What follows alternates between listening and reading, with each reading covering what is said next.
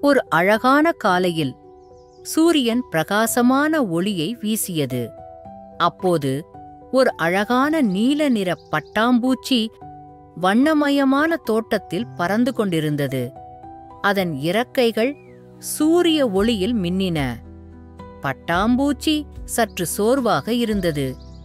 ஓய்வெடுக்க ஒரு மென்மையான பூ இதழ் கிடைத்தால் நன்றாக இருக்கும் என்று பட்டாம்பூச்சி யோசித்தது.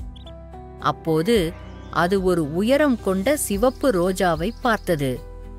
இது நல்ல இடம்தான் என்று நினைத்தது. ஆனால் அந்த ரோஜா காற்றில் ஆடிக்கொண்டிருந்தது. அந்த ரோஜாக்கு இடம் கொடுக்க விருப்பம் இல்லை. பட்டாம்பூச்சியின் இறக்கைகள் வலித்தன. ஆனாலும் அது பறக்கத் தொடர்ந்தது. தொலைவில் ஒரு சிறிய மஞ்சள் பூ தெரிந்தது. அது பெரியதோ பிரகாசமோ இல்லை.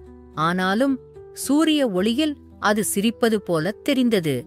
பட்டாம்பூச்சி மெதுவாக பறந்து அந்த பூவின் மேலே அமர்ந்தது.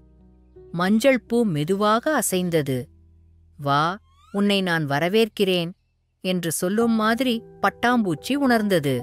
நான் ஓய்வெடுக்க ஒரு இடம் மட்டுமல்ல, நல்ல நண்பரையும் கண்டுபிடித்துவிட்டேன் என்று அது எண்ணியது. திடீரென்று அப்போது வானம் சாம்பல் நிறமாக மாறியது. குளிர் காற்றும் மழையும் வந்தது. சிவப்பு ரோஜா உயரமாக நின்றது. ஆனால் அதனின் சில இதழ்கள் புயலில் கீழே விழுந்தன. மஞ்சள் பூ சிறியதாயிருந்தாலும் கீழே வளைந்து தனது மென்மையான இதழ்களால் பட்டாம்பூச்சியை காப்பாற்றியது. மழை நின்றதும் சூரியன் மீண்டும் ஒளிர்ந்தது. பட்டாம்பூச்சி இறக்கைகளை அசைத்தது. அன்றிலிருந்து அந்த சிறிய பட்டாம்பூச்சி ஒவ்வொரு காலையிலும் மஞ்சள் பூவிடம் வந்தது. அதன் நண்பர்களையும் அழைத்து வந்தது. தோட்டம் மகிழ்ச்சியால் நிறைந்தது.